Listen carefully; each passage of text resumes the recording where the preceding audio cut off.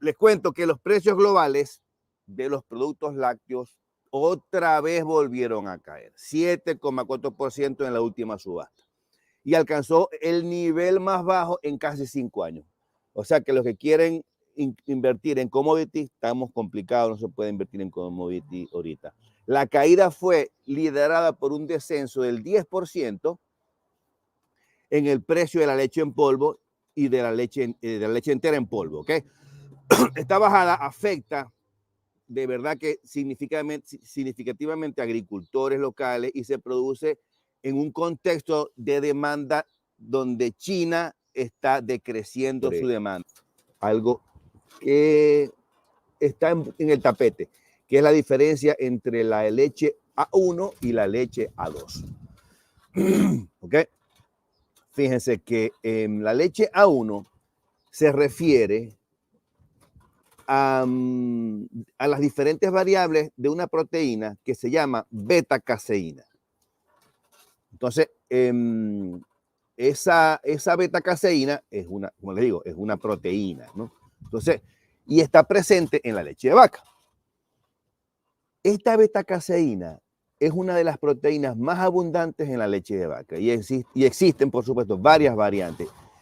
Y las más comunes en tips.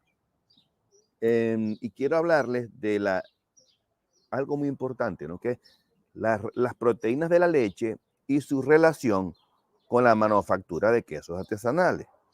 Entonces, déjenme tomar un poquito de agua. En el mundo de los quesos artesanales, donde cada detalle cuenta, en la creación de un producto único y delicioso, que es lo que nosotros nos enfocamos, la proteína de la leche tiene un papel importantísimo. De repente muchas personas pueden pensar que hacer queso simplemente implica hacerlo. ¿Cómo fabricar la solución de cloro para desinfectar? Es importantísimo que ustedes aprendan a hacer eso porque los patógenos están en todos lados. Entonces, para preparar una solución de cloro con una concentración de 200 partes por millón, que es la concentración que se utiliza en seguridad alimentaria, las razones no se las voy a dar después, no se las voy a dar para que, es la que se utiliza. Pues. Entonces, es importante que ustedes, cuando vayan a preparar esa solución, deben conocer la concentración inicial del cloro, de humedad y el medidor de temperatura. A veces son los dos, a veces son diferentes. Usted puede meter un termómetro, pero es importante que ustedes midan temperatura y midan humedad, porque de esa forma el queso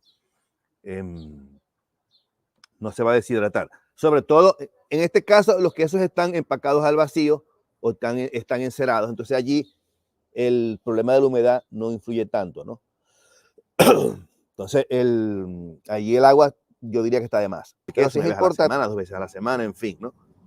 Pero hay que estar cepillando el queso para evitar que todos esos bichos no invadan el queso. Se fue el sol y ahora me está dando frío. Bueno, sigamos entonces. Vamos ahora a...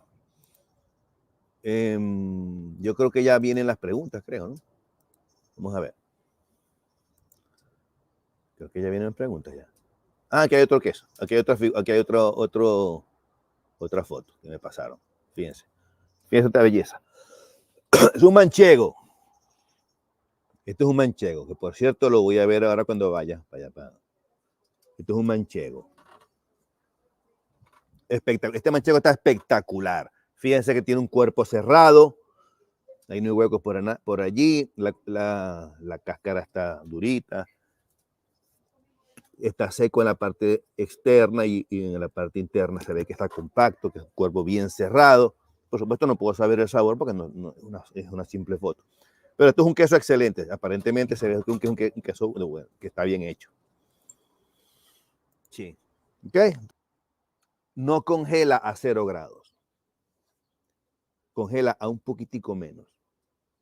-2. Entonces, si tú agarras tu leche y la colocas a 0 grados y la leche se congeló, tiene agua. Esa es una prueba que se utiliza.